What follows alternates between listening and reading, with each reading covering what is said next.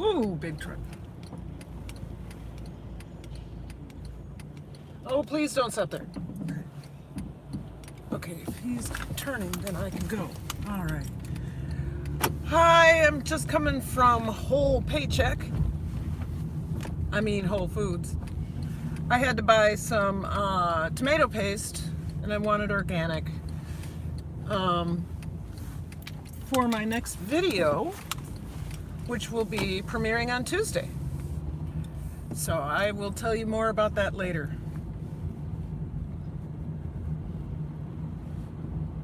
Oh man, it was a good day. Thursdays seem to be rather calm. And especially after what I found out, I told y'all yesterday, I thought that Wednesdays were bad because of the schedule change, and it was interesting. My advanced classes were a little bubbly too yesterday, and so I asked him today.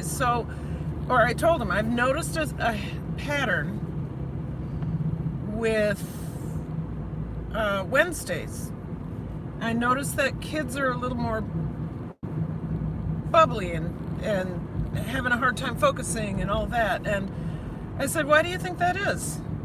And my advanced kids said, well, it's because we feel like we have more classes than we normally do. I said, what do you mean? Well, we have advisory and we have to do work in advisory. Hey, Lynx Acres, how are you? I assume that's you. So it's added stress. Advisory is added stress.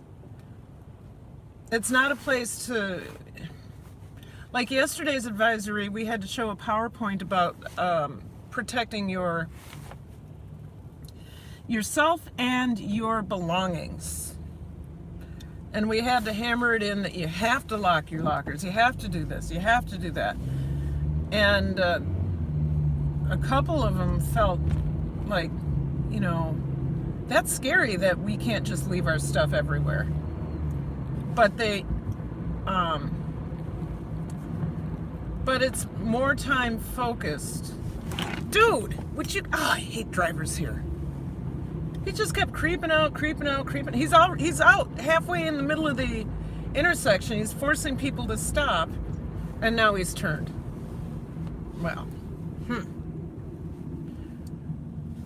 so my theory was right. It is advisory. It is a schedule change, and for my advanced kids, it means one more class they have to be worried about.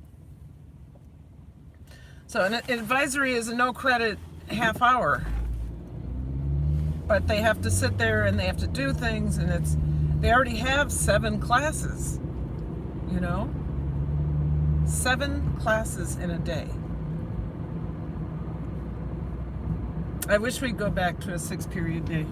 But anyway, today was calm. Everybody was working. We were able to get through a story and work on the plot triangle, and they did it. They're like, can we do the plot triangle by ourselves, please? I don't want to have to do it. I mean, I don't want you to have to do it. I want to do it. I want to see if I can find these things. I was like, oh my God. I think I've done something right here. So my hope is that they understand how to find these things now in a story. And the other thing is, how do we write our own story? So my co-teacher, I'm starting to feel ill again. Probably because it's rained so much. My co-teacher is going to find sentence starters, story starters, all of that stuff, so the students can write. They can have success writing. So, it just hit me. Tired just hit me. I mean, I don't know if you saw it on my face, but I'm tired. Oh, goodness. So what went well? I was exhausted this morning, and I was so glad for one of my girls who is having the kids perform in the, she picked out a bunch of dancers to perform in the Pet Fest.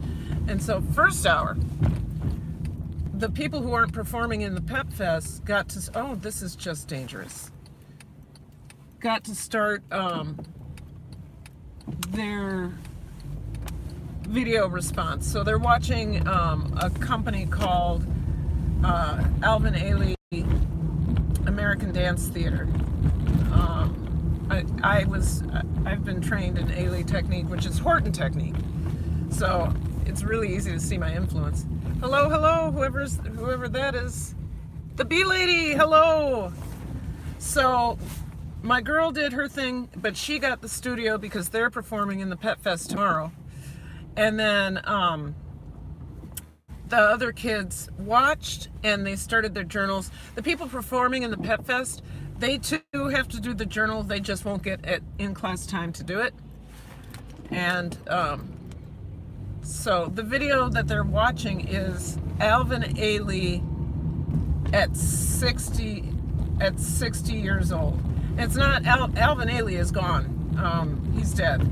But the company is 60 years old. And in the video, there's an interview with Judith Jamison, whom was his star dancer when the company first started. I've taken class under Judith Jamison. She is amazing. She's looking every bit her age right now, but you know what? She's still moving. And she's old. So, yay, she's old and healthy. So they have to do a response to that. They just have to say what's going on in each dance section of the video. They don't have to watch the interview. And then they, I guess I'm stopping here. And then they tell what they think of it, what they thought of it, what the dance and the music made them feel. It's like a real basic dance analysis, a response to dance. So that'll be fine. Tomorrow I'm not going to be there for dance, which kind of,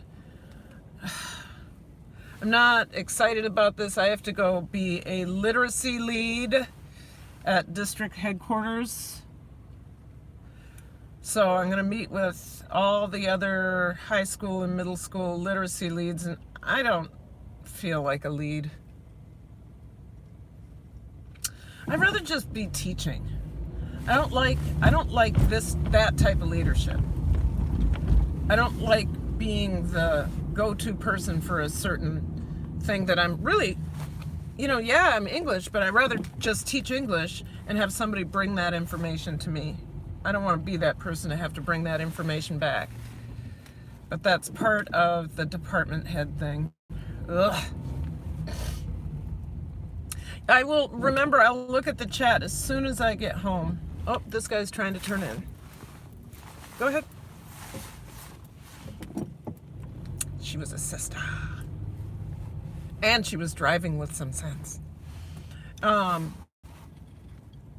So then for my first English class, the kids were really cool. We had fun. We laughed a lot. I introduced the Oreo method of writing an analytical paragraph. And if you've ever heard of the hamburger method, where top bun,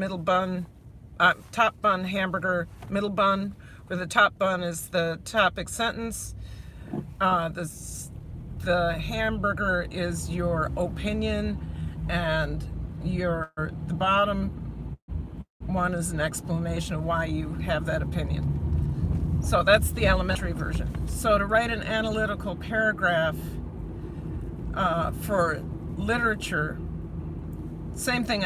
I use this throughout my dissertation. You have a topic sentence, which is a claim statement. You make a claim about the literature. You might need to add some context to explain a little bit about whatever you're reading. And then you have your source phrase, which is who says it. So all of that is the top bun. So the claim statement and the source phrase, context if necessary. And then the most important part, the cream part of that, is the textual evidence. So you have claim, statement, context if necessary,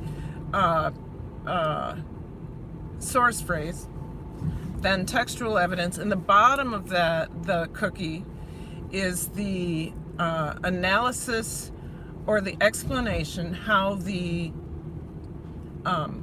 evidence proves the claim. So we learned that today. Lots of questions about how to do this right. Lots of I need to know how to do this right. Well, thankfully, this is one of those things that I do expect you to follow step by step. I don't expect you to interpret the directions here. I expect you to follow what I said. I said in this class, we always have a source phrase before the quote. If there is no source phrase, it's called a dropped quote. A dropped quote is when you just throw it in the paragraph and we don't know who said it or anything. So we are, tomorrow I think I'm gonna have them, I don't know if I'll be back for that first class, but tomorrow I think I'm gonna have them practice an Oreo paragraph. I'll give them the 3 components, or I'll give them a series of mixed up sentences that actually equal a paragraph, and they'll have to put it in order. And then I'll give them a little tiny,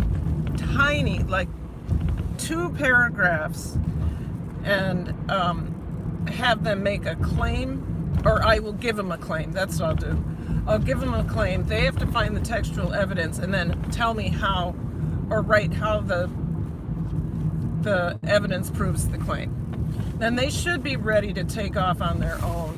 I did tell them that when you're writing these analytical paragraphs to answer questions, so it's an essay question. When you're writing these analytical paragraphs, the best thing to do is take the question and turn it into a claim statement. So turn it into a statement and then go about proving that statement. I think I'm getting a cold, or else it's just the low pressure. My nose is itching. My ears feel, it has to be the pressure. I don't feel good. I haven't felt good all week. My back hurts because I hurt myself getting out of bed. I had a real sour stomach on Tuesday, one of these days, and then I've been struggling with sinuses and allergies since Saturday. So I'm hoping this isn't something. I hope this is just part of being tired and the allergies. So, my co-teacher paid me an absolutely awesome compliment. I didn't even know what to say. She said, "Oh my God, Dr. Paulman, your teaching style, your teaching method, your classroom management, everything about your teaching, I am so inspired and in awe." She's never seen a class run so well. And like I said, I'm not patting myself on the back. I have a hard time believing that, because my favorite teachers, I'm not one of my favorite teachers. One of my colleagues is my favorite teacher. There's a very, very old man walking backwards, hitchhiking, and no. I am not going to pick him up. But he's walking now into the intersection backwards. And I'm gonna go. Interesting. So we're headed to the west side. Anyway, the compliment felt good. I don't believe it. Like I said, I appreciate it, but I'm not my favorite teacher. My favorite teacher is one of my colleagues. He's like the freshman whisperer. That's what we call him, because he can take any class, a wild child class, or really anxious.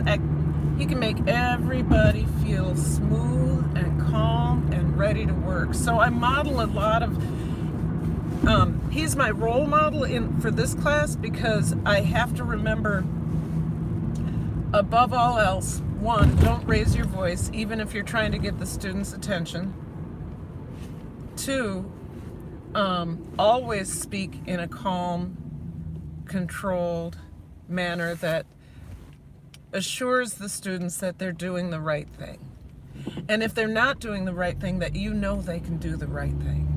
So it's really practiced. And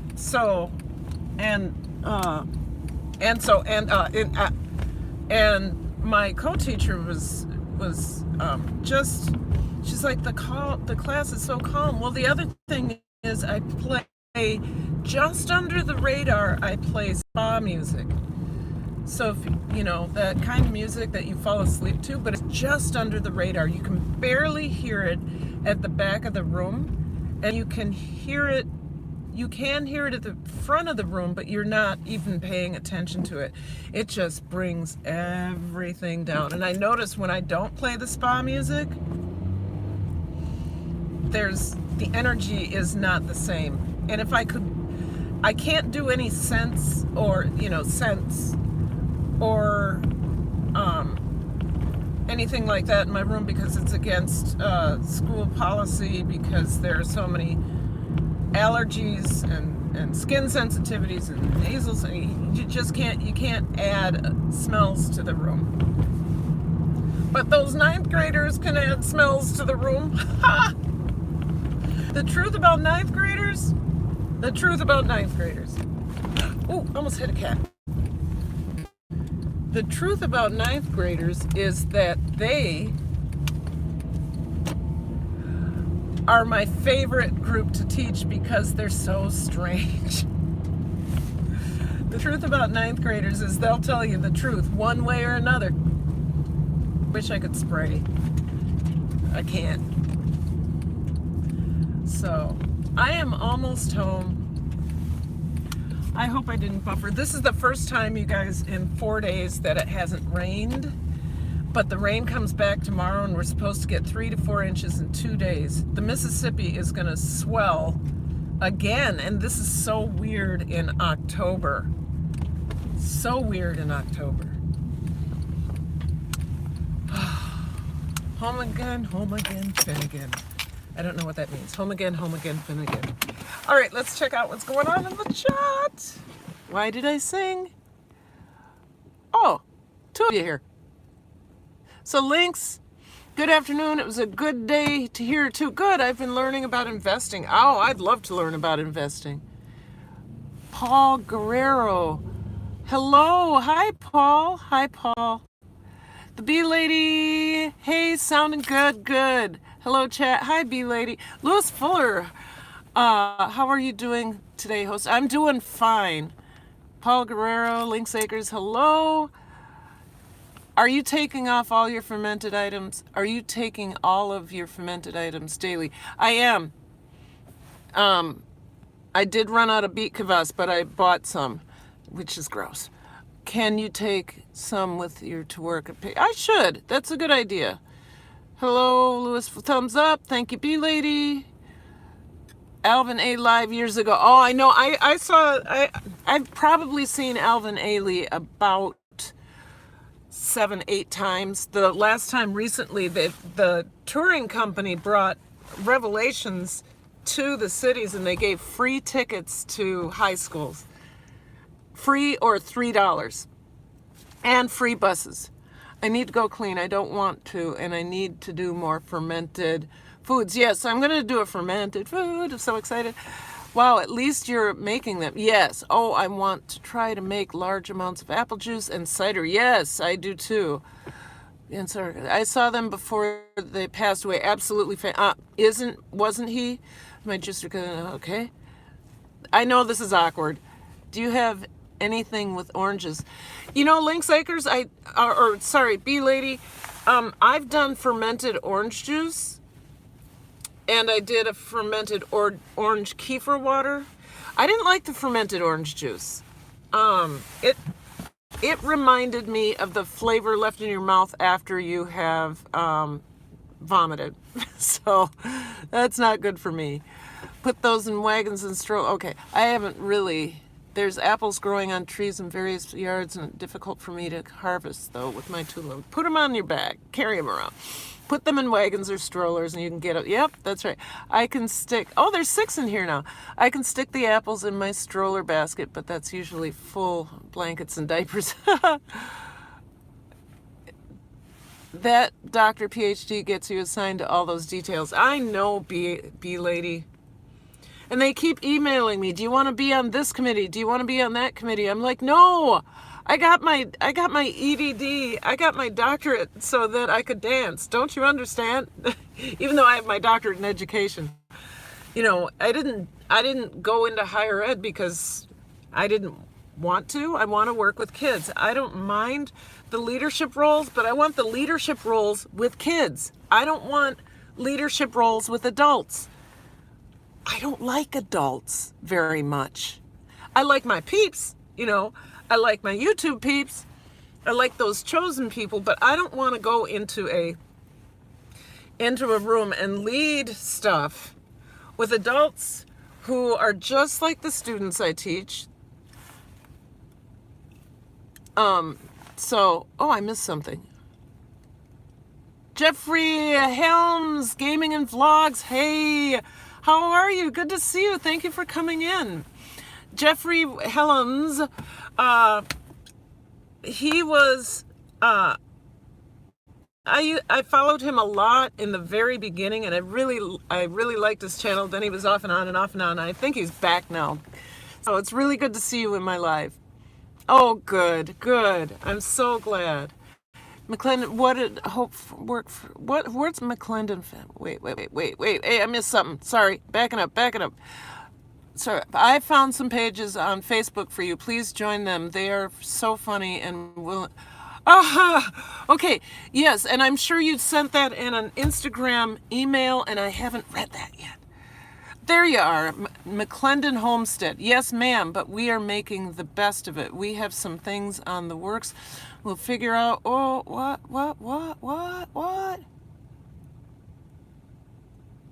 Oh, okay, those are the... Beyonds are super, tons of teachers play music for their students and have diffusers going wild orange. B-Lady, they won't let us use diffusers. Yeah, I saw that. I just went, you've just been working. Good, I'm glad, Jeffrey. All right, you guys, I have had a wonderful time with you all. I need to go inside, and it's leftover day, so I don't have to cook, but I have to clean up the kitchen, and I have to film a video for Tuesday and get that edited, because it's a 3-part, but I have to get all 3 parts done by Tuesday. And if I don't get part 1, okay, bye. If I don't get part 1 done today, then I won't have the video done by Tuesday. So I'm going to go ahead and do that. Thank you so much. Yes, it is going better. So thank you so much for being here today, B-Lady. I really appreciate your moderation. Everybody who's a moderator, Lynx Acres, all of you, I really appreciate you. I am going to sign off, and I will see you tomorrow. I might get a 1-minute video made, but I don't know. I hope so for Friday. Okay, live, love, and learn.